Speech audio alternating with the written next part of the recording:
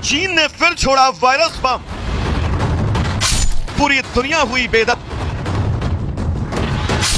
HMPV virus से हड़कंप, चीनी वायरस पर दिल्ली में अलर्ट। चीन में एचएमपीवी संक्रमण के मामले लगातार बढ़ रहे हैं। साल 2024 में देश में 327 मामले दर्ज किए गए, जो 2023 और 25 के मामलों की तुलना में 45% ज्यादा है।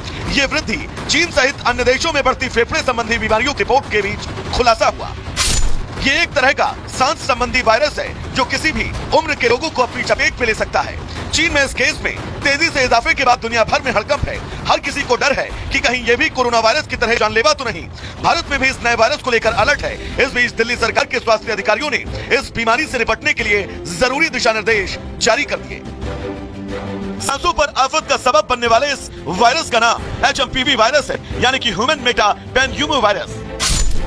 वायरस को लेकर जो सबसे बड़ा खतरा है वो ये कि अभी तक इस वायरस की कोई वैक्सीन नहीं है। यही वजह है कि हर देश इस वायरस को लेकर सतर्क है। भारत में अलर्ट है। सूत्रों के मुताबिक केंद्रीय स्वास्थ्य मंत्रालय ने national centre for disease control यानी राष्ट्रीय रोग नियंत्रण केंद्र को निगरानी रखने के आदेश दिए हैं। भारत में सांस संबंधी लक्षणों और इन्फ्लुएंजा के मामलों की बारीकी से निगरानी के लिए कहा है। भारत सरकार अंतर्राष्ट्रीय एजेंसियों के संपर्क में है। दिल्ली सरकार ने भी इस मामले में कोताही न बरतते हुए संज्ञान लिया। दिल्ली के स्वास्थ्य अधिकारियों ने सांस की बीमारी से निपटने के लिए जरूरी गाइडलाइंस जारी की हैं। चीन के सहयोगी देश मलेशिया में वायरस को लेकर टेंशन है। मलेशिया के स्वास्थ्य मंत्रालय ने लोगों से गुजारिश की है कि वो अपना ख्याल रखें। मंत्रालय ने कहा है कि लोगों को साबुन से बार बार हाथ धोना, चेहरे पर मास्क और खांसते या छींकते समय मुंह और नाक को ढकना चाहिए। हालांकि मंत्रालय ने इस बात पर जोर दिया कि एचएमपीवी कोई नई बीमारी नहीं है। एचएमपीवी एक सांस संबंधी संक्रमण है जो न्यूमोविरिडे परिवार के वायरस के चलते होता है। भले ही दिल्ली में एचएमपीवी से जुड़ा कोई मामला सामने न आया हो, लेकिन सरकार अलर्ट पर है। दिल्ली सरकार ने अस्पतालों के लिए नई गाइडलाइंस जारी की है। अस्पतालों को IHIV पोर्टल पर ILI और SARI के मामलों की जानकारी देनी होगी, क्योंकि कोरोना के असर और उसके परिणामों को देखते हुए चीन के किसी भी दावे पर भरोसा नहीं किया जा सकता जब तक उसका सटीक प्रमाण खुद के पास न हो। Bureau report, Republic Bharat.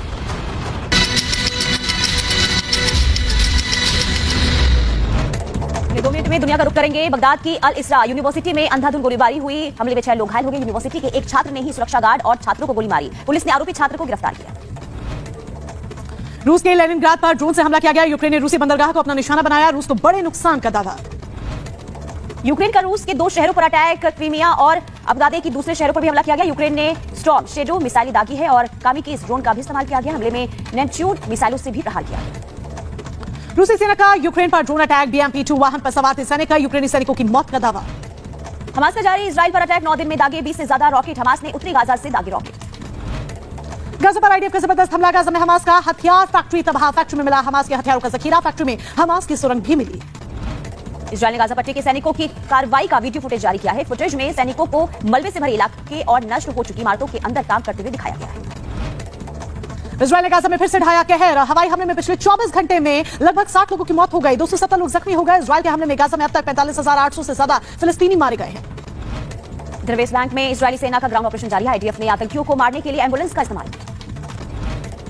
West Bank में इजरायली सेना ने एक फिलिस्तीनी सुरक्षाकर्मी को मार गिराया। IDF ने बताया वांछित आतंकवादी था सुरक्षाकर्मी। इजरायल की रक्षा मंत्री ने लेबनान के हिजबुल्लाह को चेतावनी दी। बोले, लेबनानी सेना लिटानी नदी के दक्षिण में तैनात नहीं की गई तो संघर्ष विराम टूट जाएगा।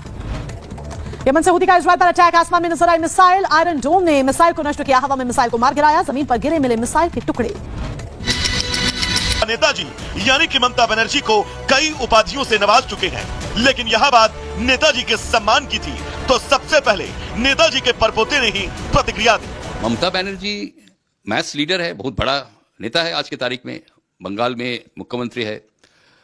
तो ये जो कंपैरिजन ये सही नहीं है।